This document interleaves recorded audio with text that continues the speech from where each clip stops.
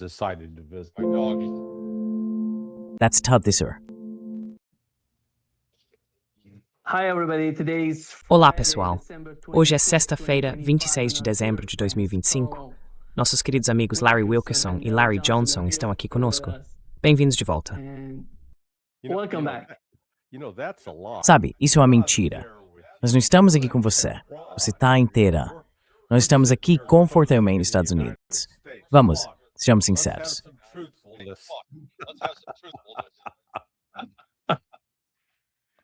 Sim, exatamente. Estou aqui em Teherã depois de muitos anos. É verdade que as autoridades iranianas não deixaram você entrar usando uma camisa havaiana por causa do que o professor Morandi fez outro dia? Did the other day?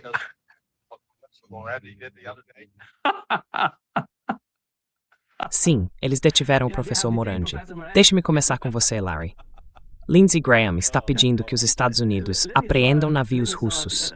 Não apenas navios russos, mas também aqueles pertencentes a outros. O que está acontecendo para que Lindsey Graham vá tão longe? Porque nós sabemos o que está acontecendo no Oriente Médio. Sabemos o que aconteceu recentemente.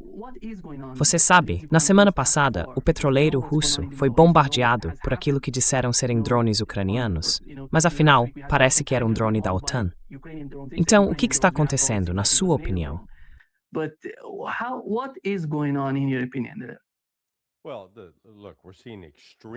Bem, veja, estamos vendo reações extremas ao colapso dos ucranianos, e isso está acontecendo em todos os lados. Isso é apenas, você sabe, o Lindsey Graham sendo o Lindsey Graham.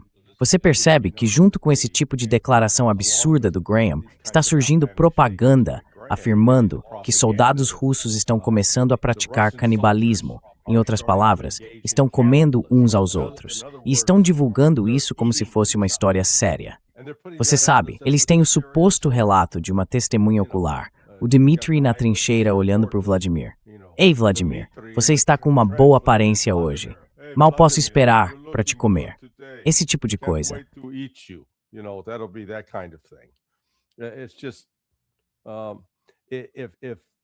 Se eles realmente seguirem a sugestão ou exigência de Lindsey Graham de começar a apreender navios russos, primeiro, não terão sucesso em fazê-lo. E a Rússia tratará isso como um ato de pirataria e responderá militarmente. É simples assim. Veja, a Marinha dos Estados Unidos, neste momento, nem consegue deter alguns dos petroleiros na costa da Venezuela. Eles estavam perseguindo um petroleiro outro dia. Isso evidencia a limitação do poder dos Estados Unidos. E eu acho que neste caso específico, se eles avançarem com essa ideia, isso vai desencadear uma escalada. E, francamente, os Estados Unidos não estão preparados para lidar com uma escalada. And candidly, the United States is not prepared to handle an escalation.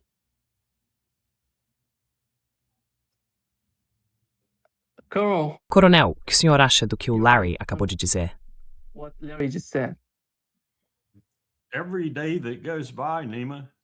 A cada dia que passa, Nima, acontecimentos mais bizarros emanam desta administração incompetente e estúpida. Eu não consigo acreditar.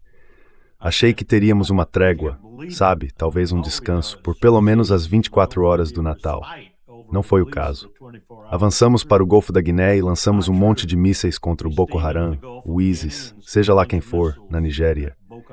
Não existe organização mais corrupta na face da terra do que o exército nigeriano. Deixe-me acrescentar isso, tendo jantado com aquele pessoal e com Sônia Abacha.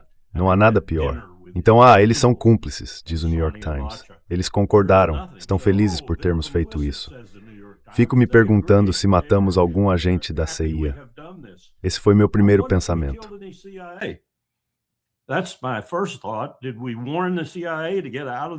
Avisamos a CIA para sair dos lugares onde estão coordenando com o ISIS, Boko Haram e outros grupos assim.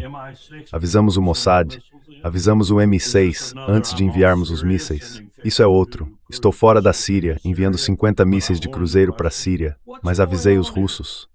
O que está acontecendo aqui? Estamos arrumando briga com metade do mundo, caramba. E estamos fazendo isso, como o Larry insinuou, com uma marinha que já não é nem de longe extremamente poderosa. E se você entrar em confronto com a Rússia, vai descobrir o quão fraca está a marinha dos Estados Unidos. Eu não entendo isso. Eu entendo o Hegseth. Ele é um segundo tenente comandando uma enorme organização sobre a qual não tem a menor compreensão.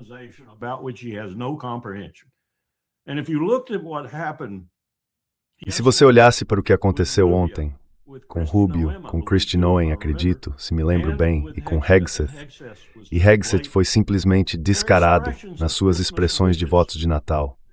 Abraham Lincoln fez o discurso mais eloquente da história desta república em Gettysburg.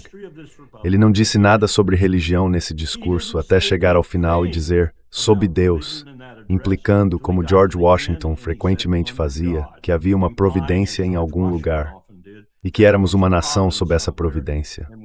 Ele não disse Jesus Cristo.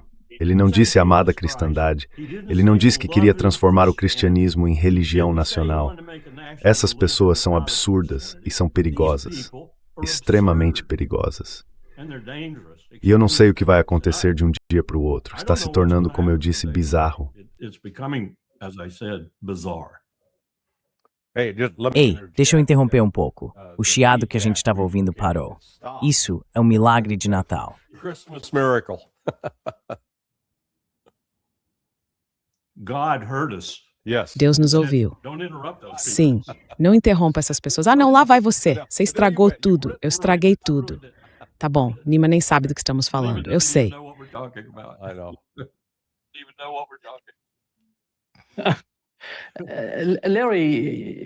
Larry, o coronel acabou de dizer, você sabe, Pete Hegseth.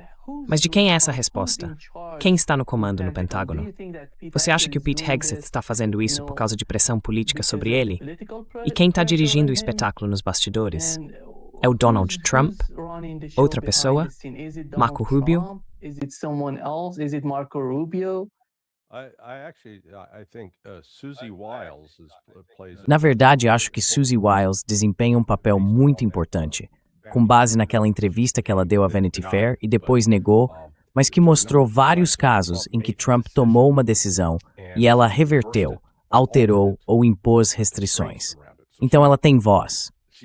Sabe, estou quase no ponto de achar que ninguém está realmente no comando dentro do círculo de Trump.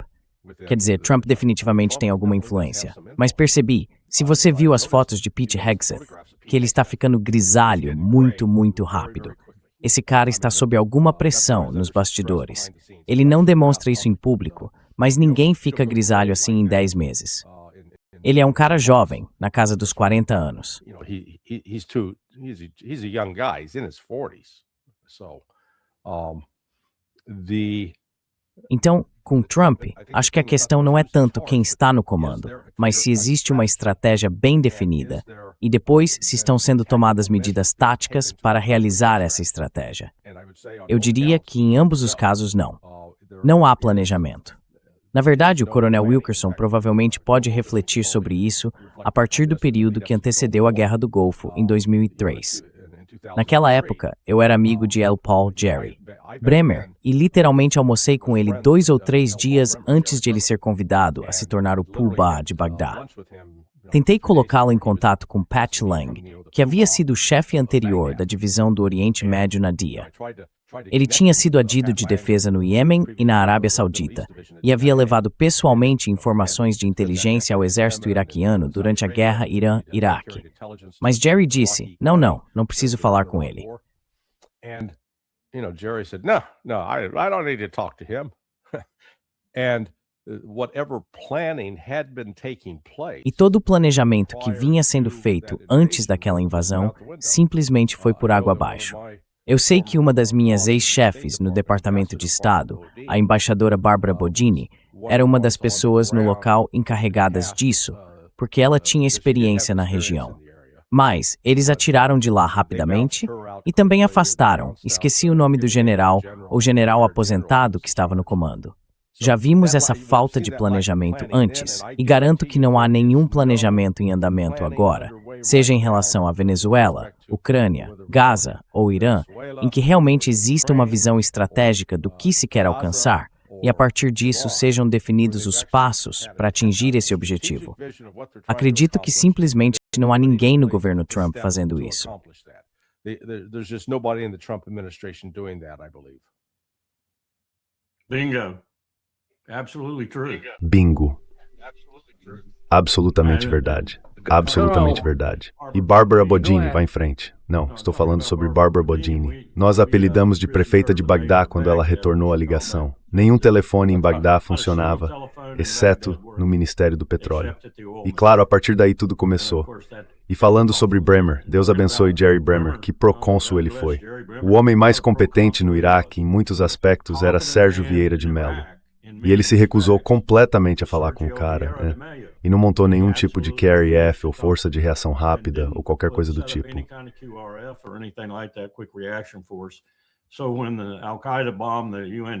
Então, quando a Al-Qaeda bombardeou a sede da ONU e por causa disso ela foi movida para mais longe, Sérgio morreu nos escombros.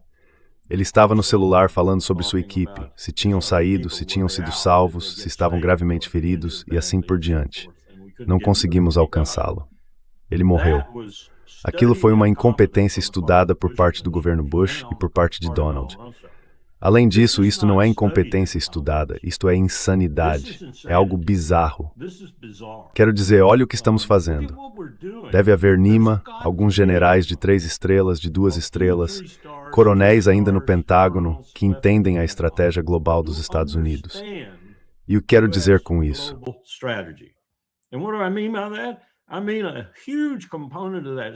Quer dizer, um grande componente dessa estratégia é o que ao longo dos anos chamamos de missão de presença. E isso inclui tudo, desde porta-aviões até grupos anfíbios prontos da Marinha, unidades expedicionárias de fuzileiros navais e os navios anfíbios necessários para empregá-los. Em todo o mundo, em locais-chave que são uma parte essencial da estratégia global dos Estados Unidos. Não se trata apenas de liberdade de navegação. É a estratégia global dos Estados-Unidos. Não existe nada parecido agora, porque todos esses recursos estão sendo usados para essas coisinhas esquisitas que Donald Trump, aparentemente, e como Larry disse, com seu chefe de gabinete a seu serviço, querem fazer. Deve estar deixando esses caras loucos.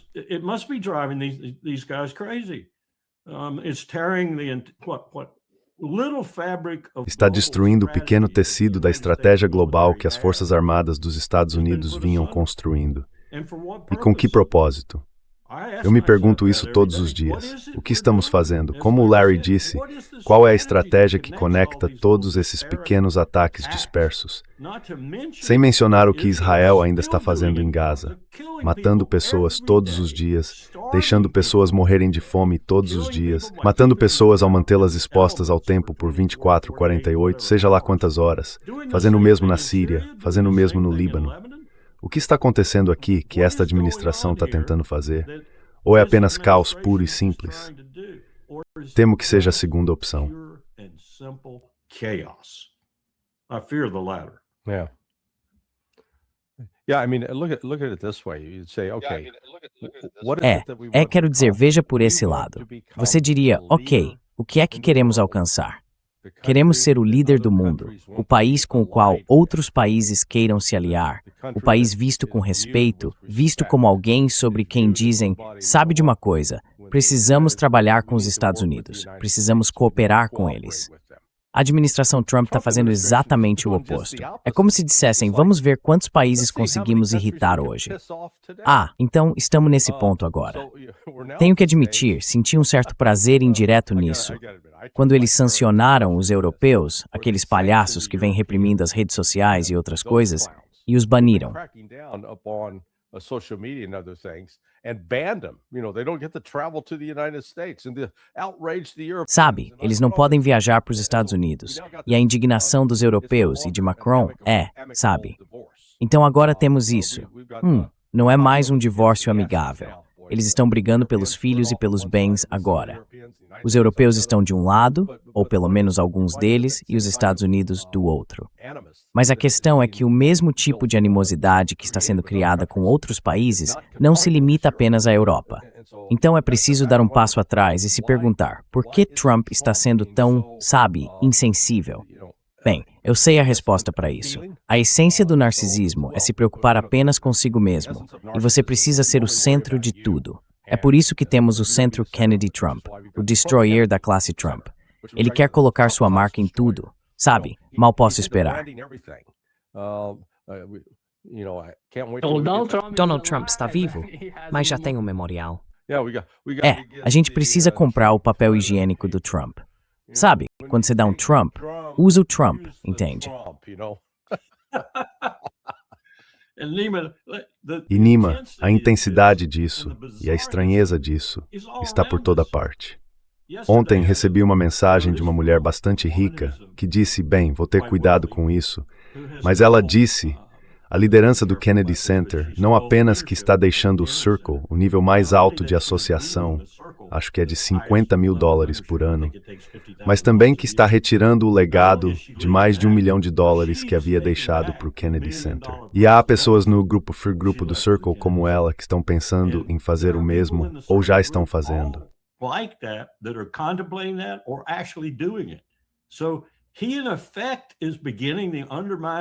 Então ele na prática está começando a minar e destruir esse símbolo de integridade cultural nos Estados Unidos. Ele está destruindo isso. E é isso que ele está fazendo em todo o país. O que me leva de volta à suposição que às vezes me assombra. Esse cara é um agente do diabo, certo? Ou de qualquer outro poder no mundo que possa estar espreitando nas sombras por trás dele. Ele é o agente de alguém que quer nos destruir, porque está fazendo isso de uma forma que simplesmente não pode ser acidental.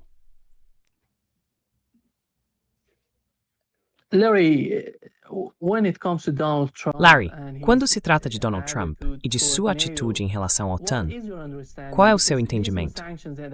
Porque essas novas sanções que ele está falando em impor à Europa mostram quão frágil a OTAN está hoje. Não é como o governo Biden tentou nos fazer acreditar. O que está acontecendo na OTAN, na sua opinião, neste momento?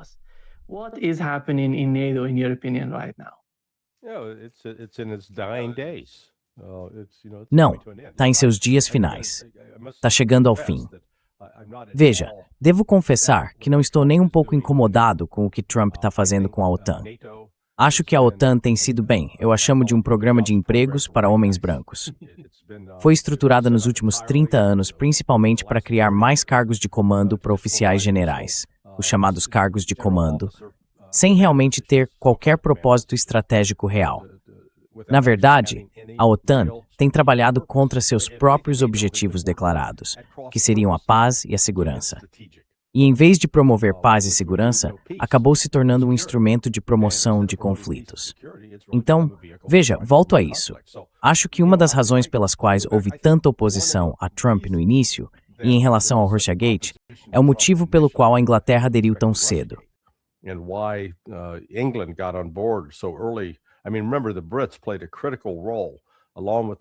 Quer dizer, lembre-se, os britânicos tiveram um papel fundamental, junto com a CIA, em ajudar a fabricar parte da inteligência, o dossiê Steele e outras coisas. E eu acho que um dos motivos na época era o medo de que se Trump chegasse ao poder, ele colocaria fim à OTAN, o que, sinceramente, é mais ou menos o que está acontecendo agora. Mas a visão de Trump para o futuro, ou pelo menos o que foi exposto naquele documento de estratégia de segurança nacional, é que, se a Europa quiser se defender de uma ameaça russa imaginária, então ela precisa bancar todos os custos e fazer isso, porque os Estados Unidos vão parar. E nesse ponto específico, eu concordo com o Trump. E acho que é isso que ele está tentando fazer. Mas veja, os europeus estão, na verdade, acho que estão em choque. Eles não conseguem acreditar que estão enfrentando esse tipo de problema agora.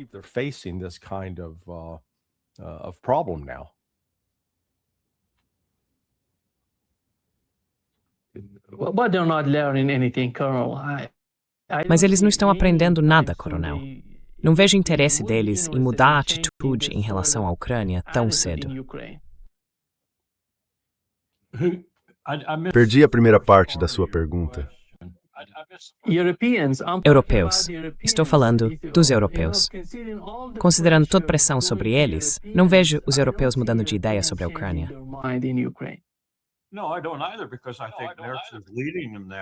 Não, eu também não, porque acho que os Estados Unidos estão liderando-os agora nessa ideia de que podem pegar aqueles 5% que agora estão aparentemente aprovados entre as grandes potências de qualquer forma. E mesmo que consigam apenas de 3% a 4% disso, Será isso que vai reviver suas economias agora muito moribundas, em alguns casos, mas certamente em dificuldade, especialmente na Alemanha? Essa é a metodologia deles agora. Essa é a política econômica deles agora. E eles não podem recuar em relação à Ucrânia, porque é isso que, segundo eles, justifica apoiar esse gasto adicional e a ideia de que tudo será reconstruído com a indústria de defesa. Onde já vimos isso antes? Assustadoramente, onde já vimos isso antes? Aliás, Larry, obrigado por introduzir essa ideia de Lily White. Sempre achei que o principal motivo pelo qual a Europa não deixava a Turquia entrar na União Europeia era parcialmente econômico, mas também parcialmente por desprezo aos muçulmanos. Agora tem outro motivo. Você tem razão. Tem razão. A OTAN é Lily White. You're right. You're right. NATO is lily white. Esses turcos são morenos demais para entrar. Jesus was swarthy. Jesus era moreno. Nós o apresentamos como branco como a neve, mas ele não pôde ter sido. De onde ele veio? Ele veio da Palestina. He came from Palestine.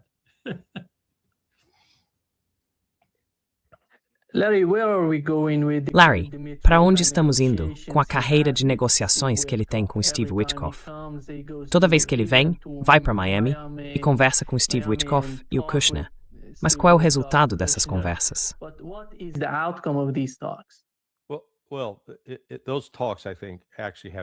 Bem, essas conversas, na minha opinião, na verdade não têm nada a ver com encerrar a guerra na Ucrânia. Nem Dmitriev, nem Witkoff têm influência ou posição para, digamos, negociar um acordo. Veja, a Rússia tem sido inequívoca sobre quais são seus termos. Eles não recuaram 1 centímetro do que Putin disse em 14 de junho de 2024. E Putin reiterou isso novamente há uma semana, na sexta-feira passada. Bem, há uma semana hoje, quando realizou sua coletiva de imprensa de fim de ano. Eles não vão ceder território, não vão congelar a situação atual, não vão permitir que a Ucrânia tenha um exército de 800 mil homens, não vão permitir forças de paz da OTAN na Ucrânia. Nada disso vai acontecer.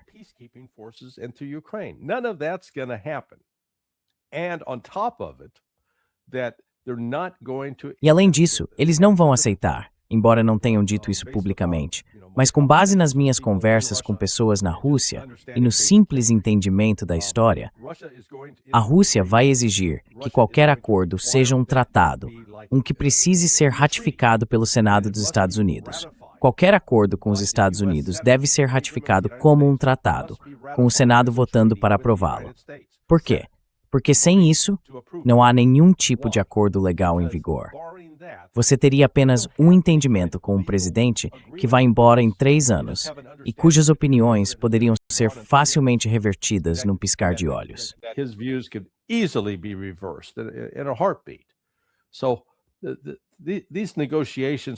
Então, essas negociações, eu acho, entre Dmitriev e Witkoff, buscam desenvolver alguns projetos econômicos que seriam mutuamente benéficos para a Rússia e os Estados Unidos.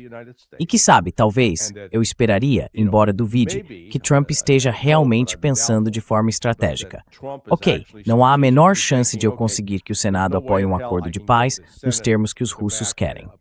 Mas, se conseguirmos colocar o nariz do camelo dentro da tenda, se começarmos a ter cooperação econômica, então, só talvez, isso seja uma forma de começar a restaurar um pouco de normalidade nas nossas relações bilaterais.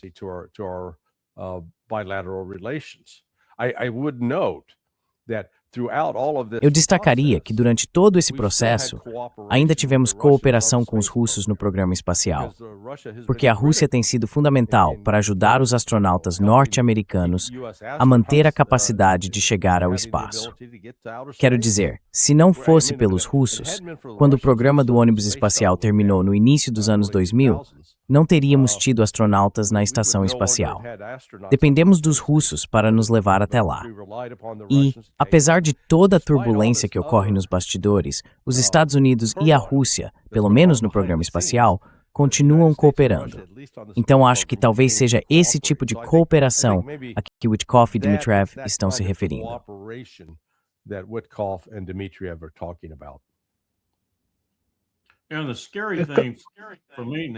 E o que me assusta, Nima, é que os europeus, com a possível exceção de Macron, que de vez em quando demonstra algum sinal de sanidade, estão em um caminho que leva inevitavelmente a um conflito, eles próprios, como uma OTAN sem os Estados Unidos e provavelmente sem o Canadá também, contra a Rússia.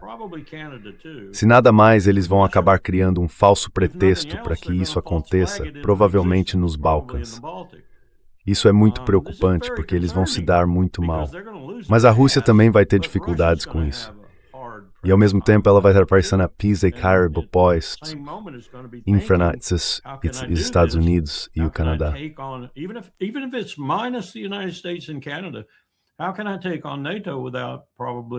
Como posso enfrentar a OTAN sem provavelmente lhes dar uma demonstração?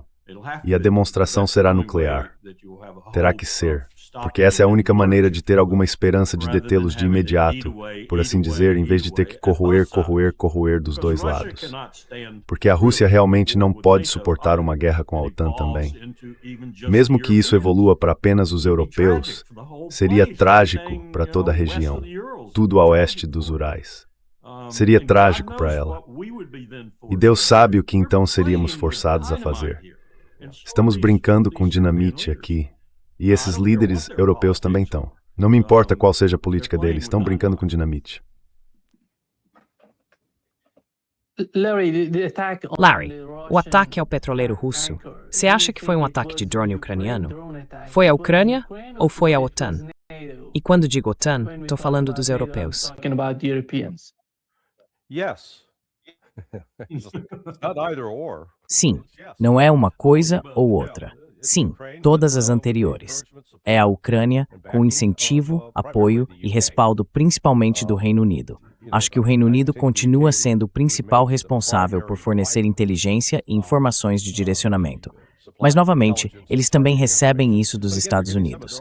Então é aí que Trump, apesar de afirmar querer se desengajar, ainda tem aquela parte do Estado profundo, continuando a canalizar informações de inteligência para os ucranianos.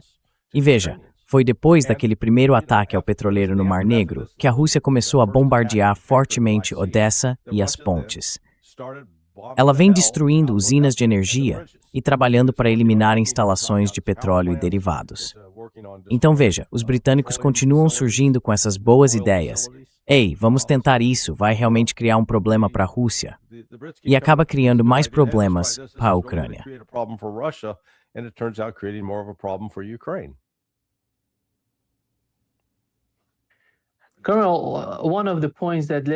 Coronel, um dos pontos que o Larry acabou de mencionar é o Congresso, o papel do Congresso dos Estados Unidos em todo o processo de negociações. Nós sabemos o que aconteceu com o JCPOA, e bem, o Donald Trump chegou e simplesmente destruiu tudo. Acho que essa foi uma das experiências mais importantes que o Irã teve com os Estados Unidos, e a Rússia não vai seguir nessa direção.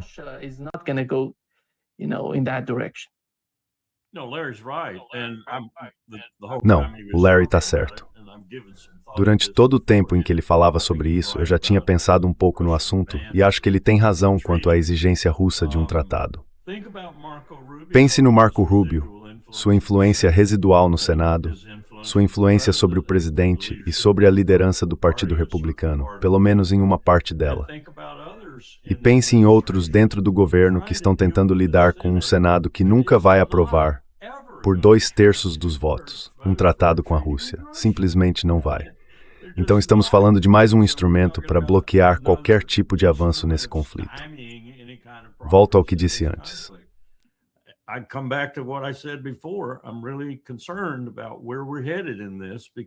Estou realmente preocupado com o rumo que estamos tomando nisso, porque todos os ingredientes estão aqui, e mais importante do que isso, toda a incompetência está aqui. As trapaças estão aqui para ampliar esse conflito, não para encerrá-lo. E isso é assustador, porque, como eu disse, as mãos da Rússia vão estar tremendamente ocupadas se isso se expandir. A inclinação deles será tentar conter a expansão, e isso só pode ser feito de uma maneira. Seria um choque grande o bastante para o mundo parar e refletir um pouco, pensar sobre o que está acontecendo, ou isso escalaria a partir daí. Eu não sei, nunca estive nessa situação. Larry, o novo movimento do governo Netanyahu, ele está tentando se aproximar da Grécia e de Chipre. O que está acontecendo? Qual é a nova estratégia da parte de Netanyahu? Você quer dizer o Netanyahu? Sma, insinuar sua missão. Yeah. Well, um, É bem, as coisas não estão indo tão bem quanto eles gostam de fingir que estão. Vamos voltar 10 anos para 2015, com a assinatura do JCPOA. Naquela época, o Irã estava efetivamente isolado. A China e a Rússia estavam dispostas a aplicar sanções ao Irã junto com o Ocidente. O Irã cooperava plenamente com a Agência Internacional de Energia Atômica, avançando 10 anos. Como resultado da brilhante tentativa de Netanyahu de decapitar a liderança iraniana, política, militar e religiosa, eles agora fortaleceram a aliança, criando de fato aliança militar genuína entre a Rússia e o Irã, e entre a China e o Irã. Eles aumentaram a coeconômica, política, diplomática, maritime, China e Rússia. Iran, China, and Russia. They have accelerated Iran's development. Eles aceleraram o desenvolvimento, por parte do Irã, de mísseis capazes de derrotar os sistemas de defesa aérea de Israel e dos Estados Unidos. E também expulsaram a Agência Internacional de Energia Atômica, impedindo-a de realizar qualquer tipo de inspeção. O mundo ocidental agora tem menos visibilidade, menos acesso a informações sobre o que o Irã está fazendo. Bibi fez isso, certo? Isso é, em grande parte, resultado de Bibi Netanyahu. É quase como se ele tivesse sido colocado ali especificamente para tentar destruir Israel. Porque, embora aparentemente faça tudo em nome de defender e proteger os interesses de Israel, suas decisões e ações estão empurrando o país cada vez mais para o limite da destruição.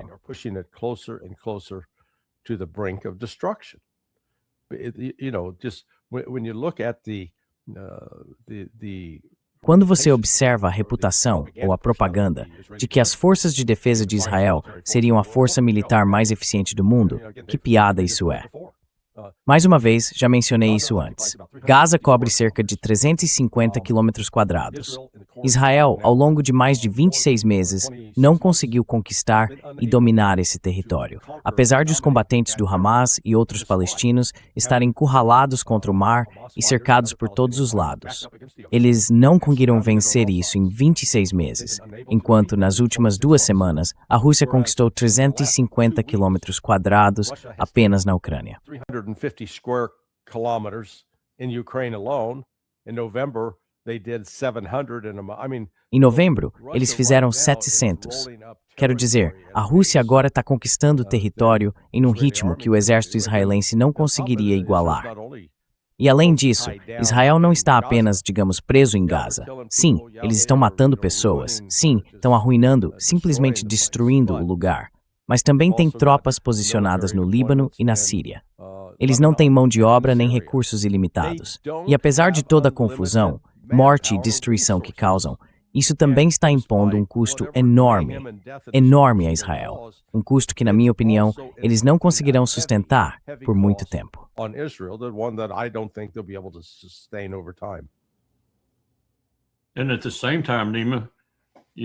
E ao mesmo tempo, Nima, há um novo cálculo da parte de Netanyahu sobre o Irã, porque a única razão pela qual ele ainda não realizou outro ataque ao Irã é o que Larry disse e o que outras pessoas também disseram.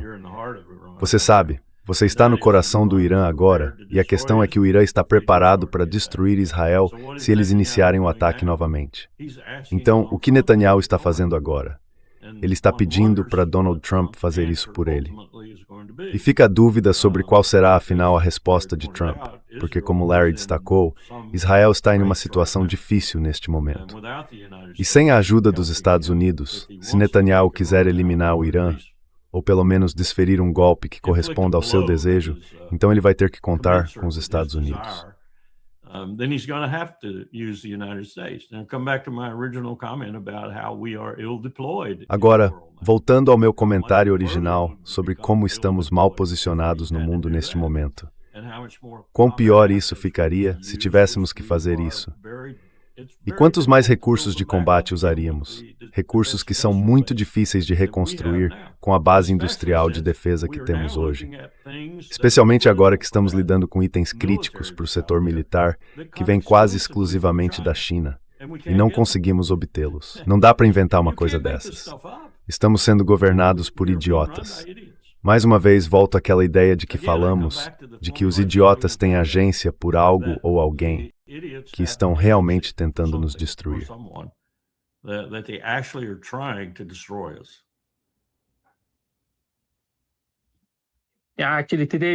Na verdade, hoje soubemos, Larry, que a China está impondo sanções aos Estados Unidos, ao exército americano. E eu não sei até onde Donald Trump iria contra a China. Good question. How far? Boa pergunta. Bem, até onde ele pode ir? Quero dizer, sabe, o que ele vai fazer? Enviar porta-aviões, uma força-tarefa? Quero dizer, sabe, Donald Trump não tem uma opção militar viável em relação à China. A China detém as cartas militares nesse caso, porque, primeiro, estaria travando uma guerra defensiva, ou estaria, e possui mísseis hipersônicos que podem destruir porta-aviões dos Estados Unidos num piscar de olhos se esses navios se aproximarem demais do território chinês. Matas du stas defet quan Christisitor, dependria de reis mnazet en nisriswinaras. Então temos uma outra notícia. Dependent on Chinese exports of rare earth minerals. We don't have an alternative. So, when Então, quando você percebe que a China tem muitas cartas na mão, a abordagem mais sábia é fazer amizade com a China e se dar bem com eles, em vez de tomar medidas para provocá-los. A recente venda de um novo pacote de armas para Taiwan, embora atenda aos interesses do complexo militar industrial dos Estados Unidos, porque afinal eles precisam ser pagos, foi como esfregar sal em uma ferida aberta, do ponto de vista dos chineses. E isso, você sabe, apenas reafirma, na visão deles, que os Estados Unidos não são um parceiro viável em nenhum aspecto, seja econômico, diplomático ou militar. Whether it's economic or diplomatic or military. Nima, if I were in charge of the military and the PRC, Se eu fosse o responsável pelas Forças Armadas na RPC agora, digamos, o equivalente ao chefe do Estado-Maior Conjunto, embora a estrutura dele seja um pouco diferente, e fosse levar sugestões a Xi Jinping ou aos membros do Politburo, eu diria, calma, eles estão se destruindo sozinhos. Vamos apenas deixá-los continuar. Em todos os lugares onde pudermos contribuir para essa destruição, sem causar uma guerra aberta, ótimo. Como reter minerais críticos de que eles precisam, ou algo assim. Mas fora isso, estamos vencendo. Estamos triunfando. A história está do nosso lado. E muito. Deixem que se destruam, o que me faz voltar à ideia de que algo nesta administração é fisicamente um agente de alguma coisa. physically an agent for something. Maybe the Antichrist. I don't know. I'm not one who believes in that. Talvez o anticristo. Não sei. It's incredible. Não sou alguém que acredita nesse tipo de coisa, mas é incrível como estamos nos destruindo. Sei que impérios ao longo da história humana fizeram isso por uns 5.000 e tantos anos. E sei que fizeram de várias maneiras. Irresponsabilidade física, o poder subindo a cabeça, esgotamento de suas elites e assim por diante. Mas não tenho certeza se já houve algum que tentou se matar de uma forma tão aberta e compreensível quanto estamos fazendo agora. E isso desafia a lógica. A menos que haja algo por trás disso. O que seria, fico me perguntando, para quem afinal Trump está trabalhando? Whom is Trump working for, ultimately? O próprio bolso dele? Bolso, na minha opinião. Yeah. Well, É bem, isso faz parte. Não há dúvida disso. O preço que estamos pagando pelo enriquecimento do clã Trump é astronômico. Ele pode ser tão estúpido assim ou tão grosseiro. Não me importo. Eu vou sair dessa. Vou ser como os antigos Rothschild. Eu vou sair dessa. Aquele velho Waterloo vai seguir por um caminho ou por outro, mas eu vou sair dessa. Waterloo will be one way or the other, but I'll come out of this.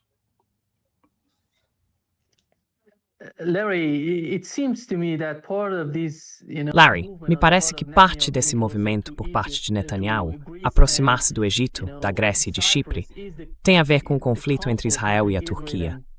No momento, a Turquia não é o maior inimigo de Israel, como dizem na mídia deles. Não é só o Irã, a Turquia está se juntando ao Irã nesse tipo de ameaça contra eles. Como você vê o papel dos Estados Unidos nisso? Porque toda vez que Israel aparece com novos inimigos, como a administração dos Estados Unidos pode lidar com essa criação constante de novos inimigos? Todo mundo está se tornando inimigo de Israel no Oriente Médio. É tão estranho, afinal de contas. Bem, veja que Well, look, I like to separate the rhetoric, Eu gosto de separar a retórica, sabe? O que as pessoas dizem em discursos, das ações reais. É verdade que há novas tensões entre Israel e a Turquia, mas a Turquia não está cortando o fornecimento de petróleo para Israel, pelo menos ainda não. Eles estão permitindo que continue. Por quê? Porque Erdogan e sua família estão recebendo dinheiro. Veja, Donald Trump e sua turma não são os únicos por aí lucrando com acordos que não têm nada a ver com os interesses nacionais de um país. E acho que você tem razão ao observar que o relacionamento que eles estão tentando cultivar é com Chipre, a parte grega de Chipre, não a parte turca.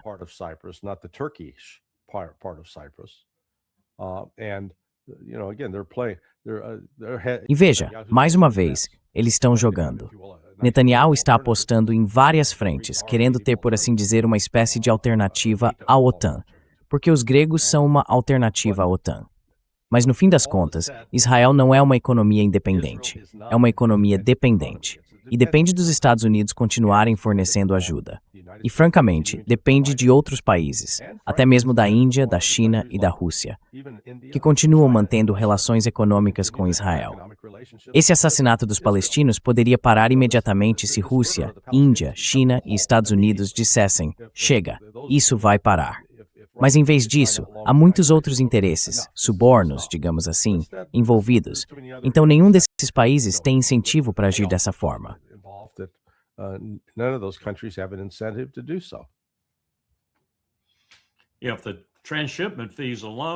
Se as taxas de transbordo sozinhas no oleoduto de Ceyhan ainda forem as mesmas de quando estávamos negociando com os turcos durante a Primeira e a Segunda Guerras do Iraque, isso é muito dinheiro. E um dos motivos pelos quais Israel quer participar daquela reserva de 300 bilhões de barris na Venezuela é porque esse é o tipo de petróleo que nós e eles podemos refinar e transformar em diesel e nos tipos de combustíveis de que precisamos. É possível até transformá-lo em combustível de aviação se as refinarias suficientemente sofisticadas. É muito petróleo.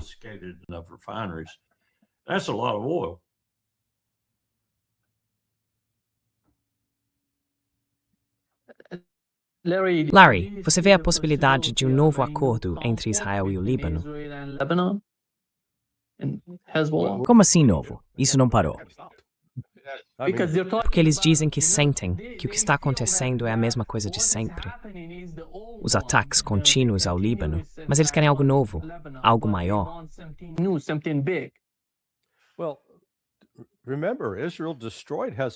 Bem, lembre-se, Israel destruiu o Hezbollah, ou pelo menos foi isso que afirmaram. Quero dizer, o Hezbollah supostamente não existe mais, certo? Mas isso só mostra como a propaganda continua se espalhando. O Hezbollah não foi a lugar nenhum.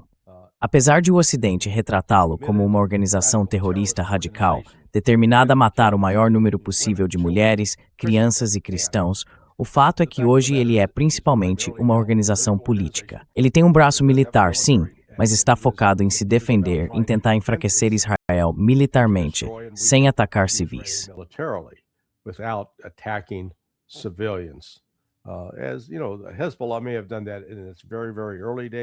Sabe, o Hezbollah pode ter feito isso nos seus primórdios, um sinal de fraqueza naquela época, mas não é mais o caso agora. Então, mais uma vez, Israel está tentando inflar essa ideia de precisamos destruir o Hezbollah. Volte à época em que mataram Nasrallah. Diziam, é isso, cara, acabamos com toda a liderança, eles estão acabados. Mas não estão. Continuaram contrabandeando armas e materiais para o Líbano e construindo reservas subterrâneas e fortalezas que Israel não consegue derrotar. Porque lembre-se, a intenção, desde que Trump assumiu o cargo, era tentar de alguma forma convencer o exército libanês a se mobilizar e ir atrás do pessoal do Hezbollah. E o que aconteceu com isso? Não aconteceu.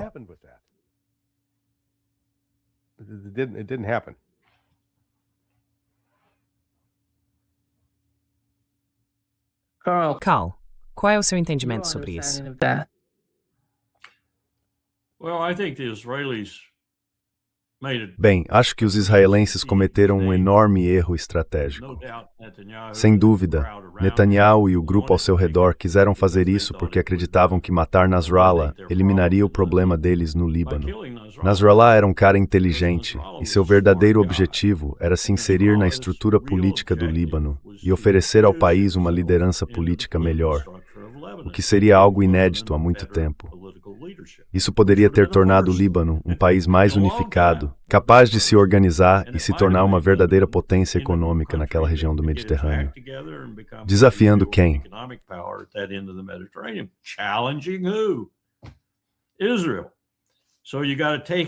Israel. Então é preciso eliminá-lo. Não apenas porque ele é o melhor líder que o Hezbollah já teve, mas também porque tem o potencial de se afastar do terrorismo, por assim dizer, e se tornar uma força política no Líbano capaz de unir todas as diferentes facções. Outro dia, quando ouvi Hegseth falando sobre reativar encouraçados, tudo em que consegui pensar foi no New Jersey, lançando aqueles projéteis de 16 polegadas nas montanhas do Líbano. Eles erravam os alvos por uma margem enorme. Atirar em montanhas com esse tipo de arma, que nunca foi muito precisa, de qualquer forma, era, em outras palavras, uma estupidez.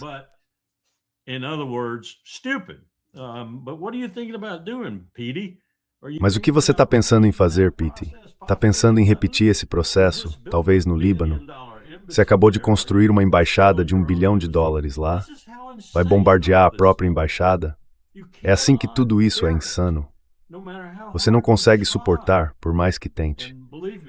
E acredite, já estive em algumas administrações em que era preciso se esforçar muito, mas ainda assim dava para encontrar algo, uma estratégia que, quanto mais uma política que essa estratégia estivesse implementando. E você olha para as táticas e pensa, uau, isso não vem de lugar nenhum, não tem uma base. O que estamos fazendo? What are we doing?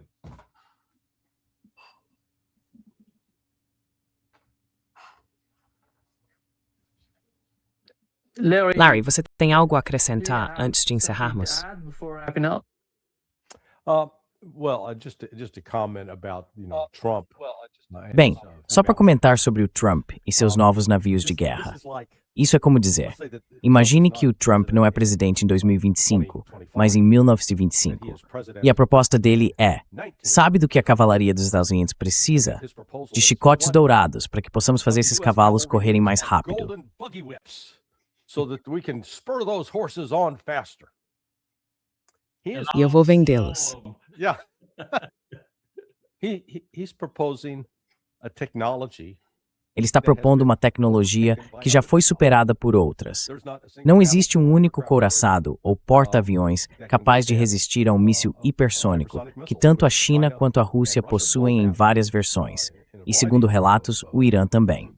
Além disso, se voltarmos à Segunda Guerra Mundial, os Estados Unidos conseguiam construir porta-aviões em acho 6 a 8 meses. Eles podiam construir e colocar um em operação nesse tempo. Agora, esse número é de 5 a 8 anos, e algumas estimativas sugerem que, na verdade, são 10 anos, desde o momento em que se cria o projeto, até o momento em que finalmente se lança o navio do porto para o oceano. Push it out of the harbor into the ocean. And these are, E essas são, sabe, perdas de dinheiro de bilhões, até centenas de bilhões de dólares, que já não têm relevância no cenário estratégico do mundo atual. E isso é o seguinte, se você for perguntar a alguns dos motores de busca de inteligência artificial, eles vão te dizer, sim, os Estados Unidos são muito mais fortes que a Rússia, porque temos 11 porta-aviões que podem ir para o oceano. Pois é, mas a Rússia é esperta o suficiente para entender. Por que construir um chicote de charrete quando todo mundo já está começando a dirigir Lamborghini, certo? Eles não estão mais montando cavalos, estão dirigindo carros. E isso, de novo, é o que Trump não entende. Trump doesn't understand that. And there's nobody around Trump that's got the. E não há ninguém ao redor de Trump que tenha coragem de se levantar e dizer, senhor presidente. Desculpe, mas essa é a ideia mais absurda e estúpida que ouvi em muito tempo. Isso vai nos atrasar. Mas sabe, mais uma vez, os Estados Unidos continuam a alimentar essa fantasia. E quando olhamos para, digamos, a Venezuela, toda essa demonstração de força por lá, a pergunta é, qual é a estratégia? O que estamos tentando alcançar? E reunimos as ferramentas necessárias para isso? Sempre que ouço alguém dizer, eles estão enviando forças de operações especiais. Bem, a única coisa que eu realmente sei, porque passei quase um quarto de século trabalhando de perto com o JSOC e o SOCOM, participando de exercícios simulados, envolvido na execução desses exercícios, sabendo o que eles podem e o que não podem fazer, é que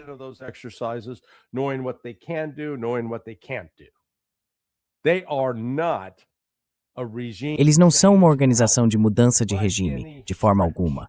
Eles não têm a habilidade nem a experiência para entrar e, primeiro, ajudar a remover um líder, colocar outro no lugar e depois, sabe, garantir que os trens funcionem no horário, o lixo seja recolhido, os sistemas de água funcionem e a eletricidade continue ligada. Estamos falando de muitas habilidades de engenharia civil que seriam necessárias. JSOC, SOCOM, não me importa. Delta Force, SEAL Team 6, os Rangers da 7ª, a Task Force 160 e por aí vai. Eles não têm essas competências. E mesmo assim, essa é a resposta do Trump. Vamos colocá-los lá porque eles ficam muito bem nos filmes. Desculpe, esse é o meu desabafo. Sorry, that's my rant. Good rant. Bom desabafo. Yeah, exactly. Sim, exatamente. Muito obrigado, Carl e Larry, por estarem conosco hoje. É sempre um grande prazer tê-los conosco, diretamente do Irã. Obrigado. From Iran. Sinto muito. Sorry, Eu estava no meu celular. Houve algum tipo de problema técnico. Peço desculpas por isso. I'm sorry for that. Não, tá tudo bem. Fico feliz que você esteja aí com seus pais. Eles querem brincar com os netos. Você está fazendo um favor a eles. Como o Coronel Wilkerson diria, os netos ajudam a alegrar o dia. Grandkids help brighten your day. Yeah. Let me give you just a tidbit of Certo. wrap-up from my- Deixe-me te dar um pequeno resumo da minha perspectiva, Nima. Eu costumava trabalhar no Comando do Pacífico. Eu ia até aquele grande mapa com o meu almirante e, periodicamente, analisávamos o que chamávamos de estratégia do SYNC. Agora, isso cobria apenas metade do mundo, certo? 35 embaixadores, um número equivalente de estados, todo tipo de estratégia e política desenvolvida tanto no lado civil quanto no militar. Então, eu estava olhando para o lado militar disso. E claro, isso fazia parte dos planos, o Plan 5000 e 5001, o 5000 sendo guerra na Europa, o 5001 sendo guerra no Pacífico, com a ideia de que provavelmente ambos começariam ao mesmo tempo. Eu realmente estava observando as forças dos Estados Unidos em todo o mundo, 24 horas por dia, 7 dias por semana. Eu sabia por que elas estavam lá. Sabia o propósito da diplomacia que acontecia enquanto elas estavam lá. Sabia o motivo da presença delas naquela área. Sabia as munições que carregavam a bordo.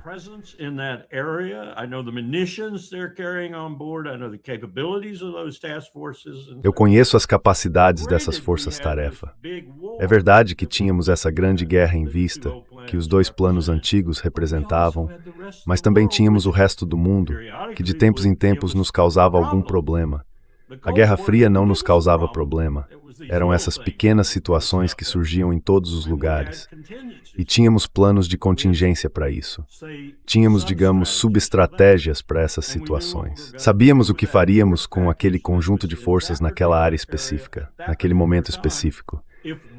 Se uma dessas situações surgisse, ou como Powell costumava dizer, a que surge sem planejamento é a que te pega, tínhamos forças de reserva para isso.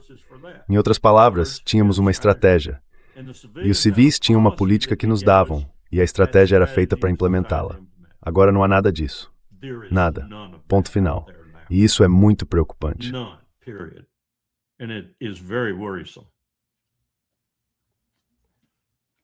Bem, obrigado por fazer o trabalho. E tenho esclarecido.